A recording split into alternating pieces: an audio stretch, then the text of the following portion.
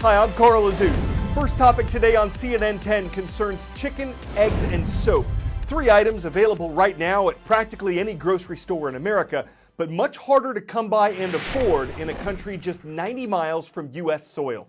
Cuba has a food shortage. The Caribbean nation's communist government has put what it calls regulations, which are rations, on meats and cleaning products. The reason? There are fewer of them on the island, and the government says it's trying to make sure what is available is distributed equally.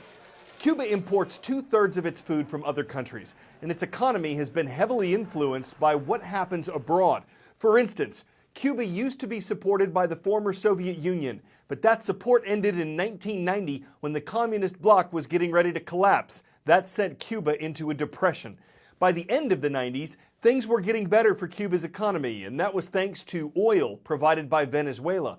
But as that country's economy has crumbled in recent years, those oil supplies have dried up, and so once again, Cuba may be facing a crisis. The country has voiced support for the Venezuelan government, and that's resulted in economic penalties from the United States, which opposes Venezuela's government. How bad could things get for Cuba?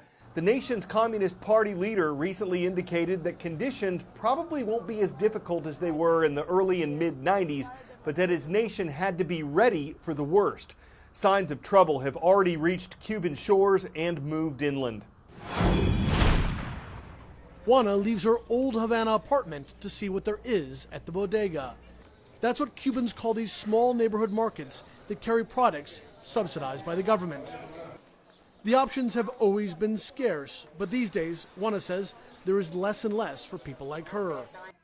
Juana is retired with a government pension of about $12 a month, and she washes laundry for her neighbors so she can afford to eat. If you work, you don't get anything, she says. When you go to a market, there's nothing.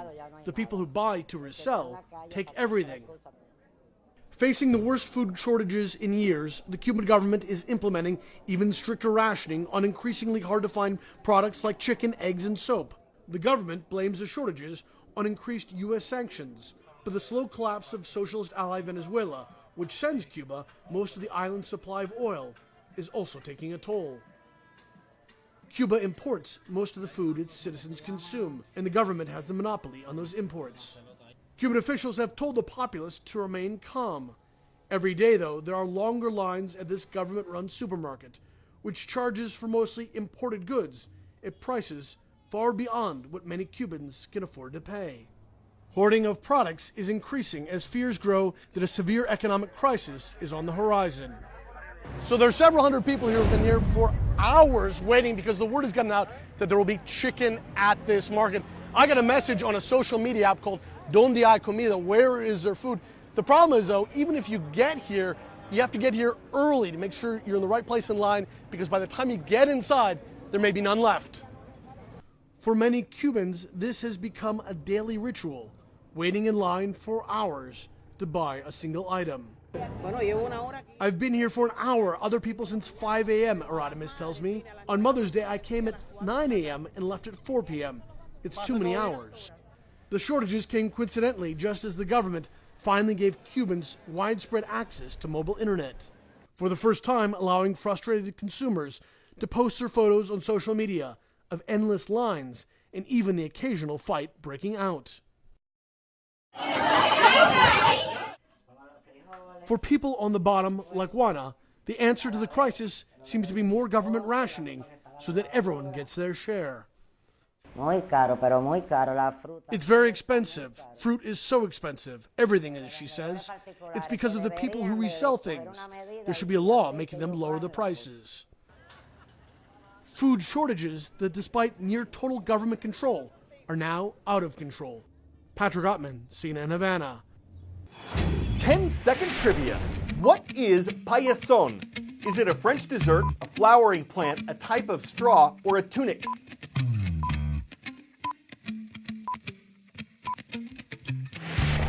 This is a type of straw that's woven to make hats.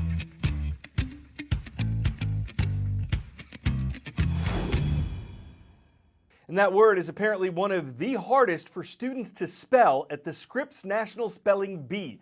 The 2019 competition's coming up next week in the U.S. state of Maryland, and a group of linguists from Babbel, a language learning tool, teamed up with folks from the Merriam-Webster Dictionary to determine the hardest words from the past decade, the ones that knocked out spelling bee contestants in the last round.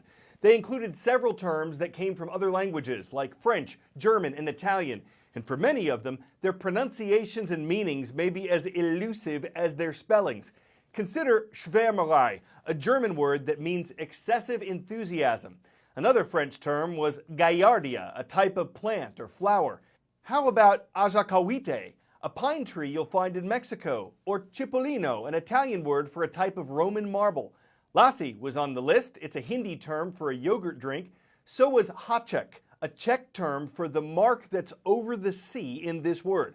So if you're an aspiring spelling champion, practice these for a spell. Up next today, if a meatball is meatless, what kind of ball is it? A plant ball? The one that IKEA is developing is. The Swedish company is one of many trying to cash in on a growing demand for meat alternatives, which are intended to taste like beef but be healthier. Not everyone's on board. For some consumers, the taste of plant-based meat alternatives simply isn't meaty enough. There's also a growing consumer preference for simple, natural foods with few ingredients. Meat alternatives can have more than 15 ingredients. A U.S. food market analyst says that could cause problems for the industry in the years ahead. The unmistakable sizzle of meat on the grill. The real meat and the Beyond Meat.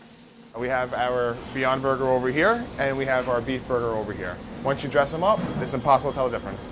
At this Bear Burger restaurant in Manhattan, burgers made from plant protein make up a meaty portion of sales. The response has been great. It's been so great, in fact, that our menu is now 50% vegan. For first-timers, it takes a little getting used to. A little smoky. It's like pristine. And very crispy, yeah. But it doesn't taste like a real It doesn't taste like a burger burger. at all. Investors, though, had no trouble taking their first bite. Beyond Meat's beefy IPO soared 160% on its first day of trading on May 2nd, the best IPO jump of a major US company since the financial crisis. Analysts believe it's part of a veggie revolution that is just getting started. If it follows the same path that the plant-based beverage market followed, you'd see it growing from roughly $13 billion, $14 billion today up to potentially over $40 billion over the next decade.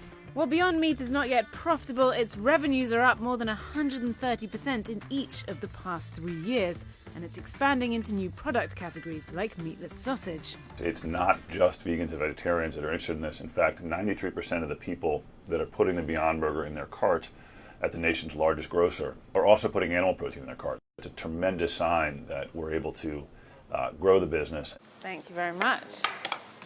Now, the Beyond Burger, it does have some competition, mainly from this one, which is the Impossible Burger from Impossible Foods. That's already on the menu at Burger King, which is rolling out the Impossible Whopper. McDonald's is also selling a meatless burger in Germany made by Nestle, and Tyson Foods, one of the world's biggest meat producers, is also set to launch a fake meat. Well, they both smell like meat. As for my first bite, well, it felt like eating a burger, just a little less beefy. Well, I quite like them. They're not exactly like meat, but they are something interesting, and I do think this might be a taste of things to come. Claire Sebastian, CNN, New York.